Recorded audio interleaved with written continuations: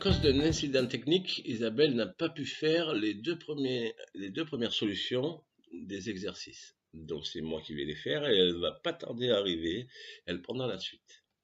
Donc, si vous avez trouvé tour A1, vous avez trouvé la solution. Parce que là, on met la dame en zigzag. La dame n'a plus de case. Tour A1. Ici, elle est perdue. Le roi prend. Ici, roi prend. Ici, on fait une enfilade. Ici, c'est pareil, une enfilade sur la colonne au lieu de la ranger.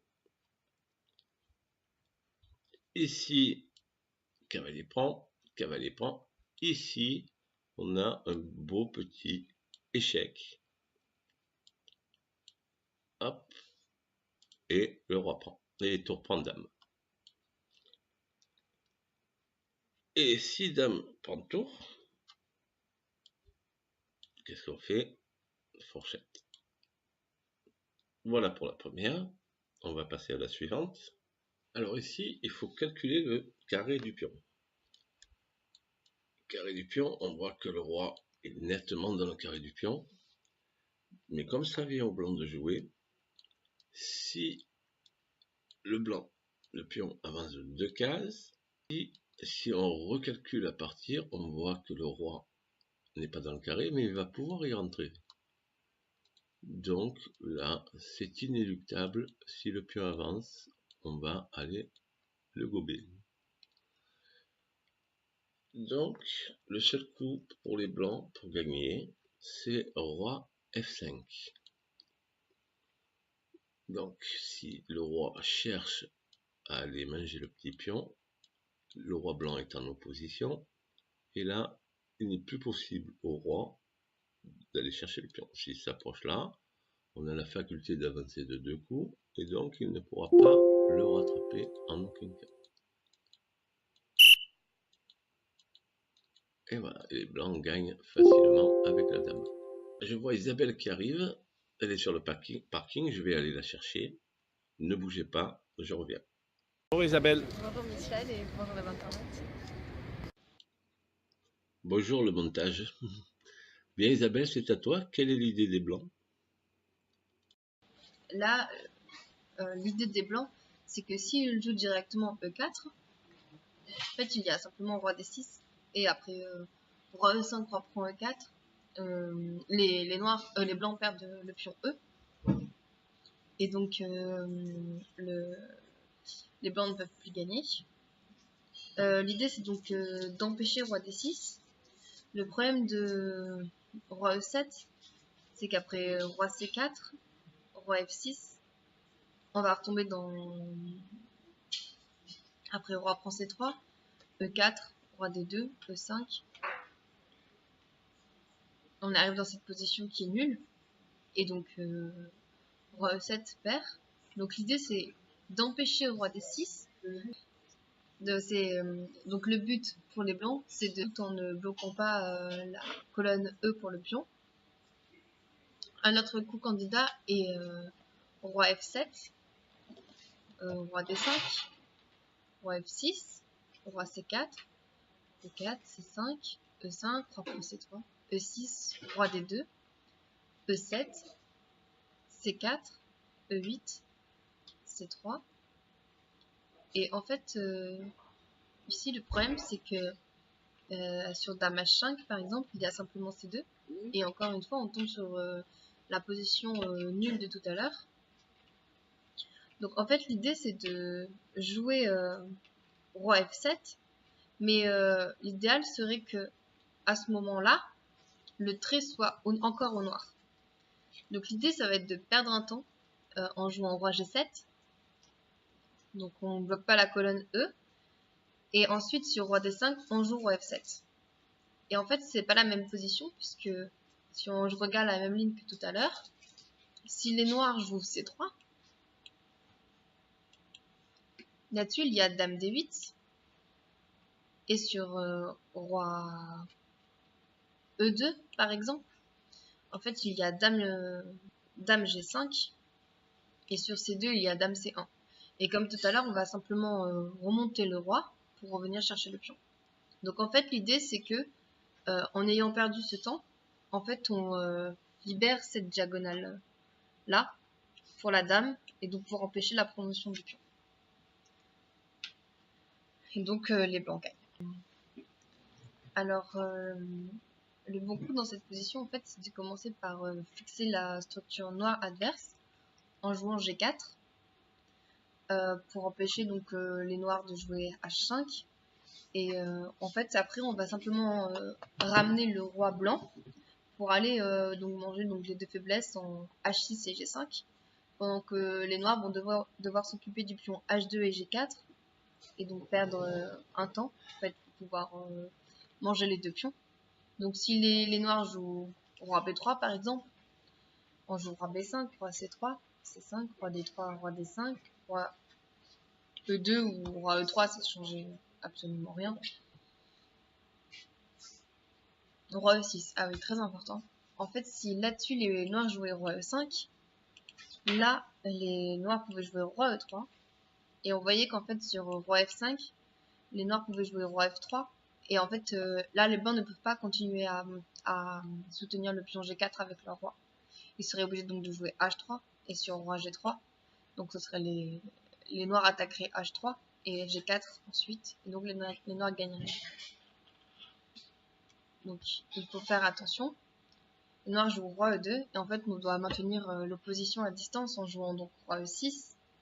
Si les noirs jouent roi F3, on joue roi F5 et en fait on obtient la même position que tout à l'heure sauf que là le trait est noir et donc c'est à eux de lâcher la pression sur G4 en premier.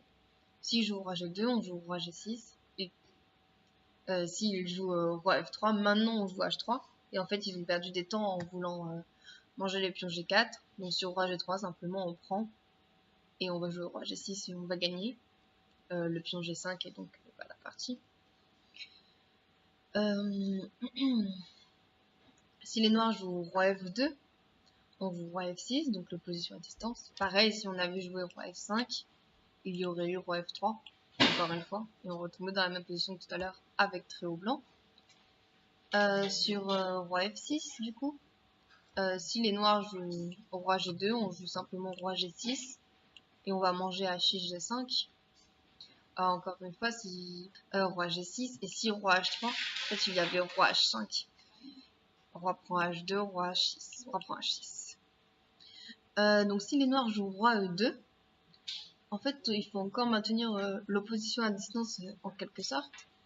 C'est-à-dire qu'il faut jouer roi G7, roi F3, H3, roi G3, roi prend H6, roi H4, roi G6. Et on gagne cette position avec les blancs en jouant simplement roi F5 et en poussant le pion G ou roi H5. En fait, dans cette position, les noirs ont une tour de plus, une tour contre deux pions, mais les deux pions sont pas assez liés. En fait, les noirs peuvent faire des échecs sur la colonne C en jouant par exemple tour C7. Donc l'idée en fait pour les blancs, c'est tout en avançant les pions et avancer le roi, empêcher donc le roi adverse de passer. Donc si on joue simplement B6, si par exemple roi E5, les blancs peuvent jouer A6, roi D6, il y a A7. Et en fait, si les noirs jouent tour F8, il y a B7 et les noirs ne peuvent pas empêcher la promotion. Du coup, B6, si les noirs cherchent à faire des échecs, ils peuvent jouer roi E5, A6. Si par exemple là-dessus vous avez joué tour F4, les blancs auraient pu simplement jouer roi B5 et pousser un des deux pions. C'est par exemple tour F1, A7 et sur tour A1, B6 et les noirs ne peuvent pas prendre A7 puisqu'il y a B8 dame sur échec en plus, donc on gagne la tour directement. Donc si les noirs jouent tour B7, les blancs en fait vont soutenir les pions adverses avec leur roi pour pouvoir les avancer plus facilement. Donc en jouant roi B5, on voit que les blancs menacent directement A6 Si par exemple il joue un coup comme roi D7, sur A6, tour H7, il y a directement B6, A6, tour H8, B7. Et encore une fois, les blancs vont à dame. Si les noirs jouent directement tour G7, A6, tour G2, pour essayer de faire passer la tour derrière les pions, B7, tour B2, roi C6, tour A2, mais après simplement dame. Les blancs gagnent directement en gagnant le dame contre tour, mais il semble qu'il y a roi B6, pilier roi B6, tour B2, roi A7, tour D2, dame. Et en fait, on va garder le pion A. Et en fait, les noirs ne vont pas pouvoir empêcher l'autre promotion du pion A. Donc les blancs vont gagner encore plus facilement. Donc en fait, la règle principale dans les finales de roi, c'est donc de monter le roi.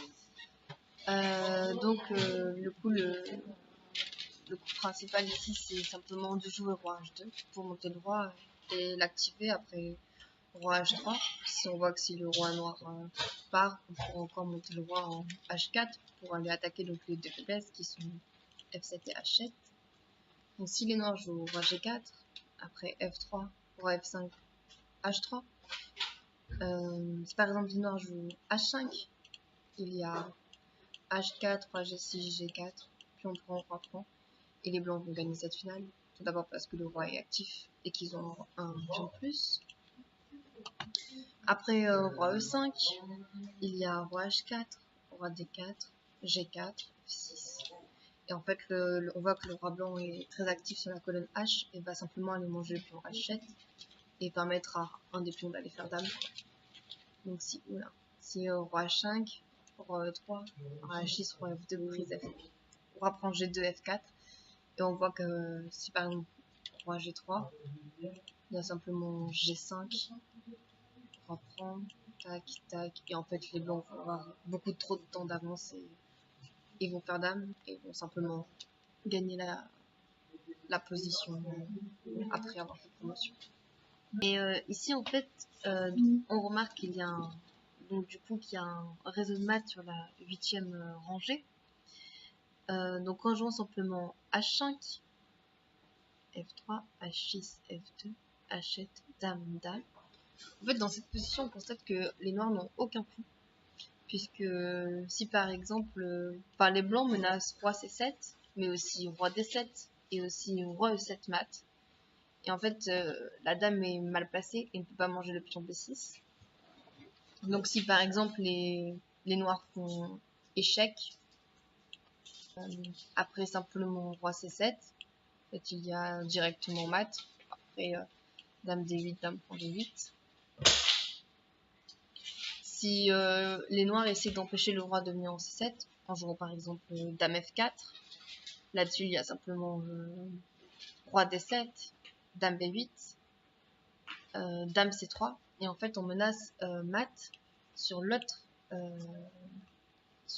colonne, donc sur la colonne A avec dame A5, et en fait les noirs n'ont pas de coup. S'ils jouent par exemple dame H8, il y a dame A5, roi B8, dame A7, et c'est mat.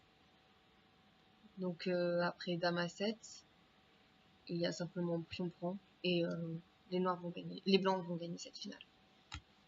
En fait, dans cette position, le meilleur coup pour les blancs est de jouer A4.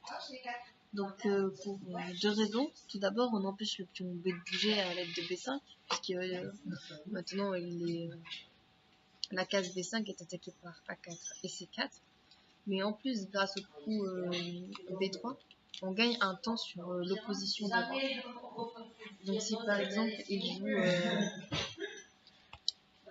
roi B7, on joue simplement roi H5, roi C6, roi G5, roi B7, roi F6, roi A7, roi E5, et voilà, B3. Donc en fait, les blancs gagnent l'opposition grâce au tempo B3, que les noirs n'ont pas puisqu'ils avaient directement le pion en B6. Donc il joue roi A7, roi C7, roi A6, roi C6, roi B8.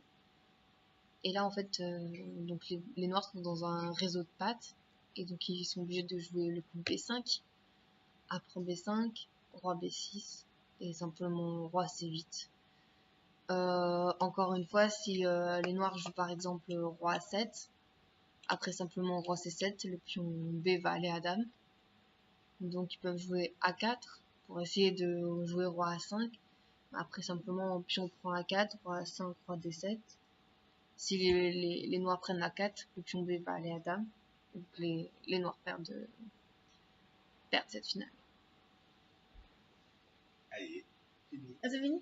Ok. Et oui, Isabelle, c'est fini. Je peux vous affirmer qu'elle a pris énormément de plaisir à faire cette vidéo pour vous. Elle aurait bien continué, mais on doit se quitter. Merci Isabelle et à bientôt. Au revoir.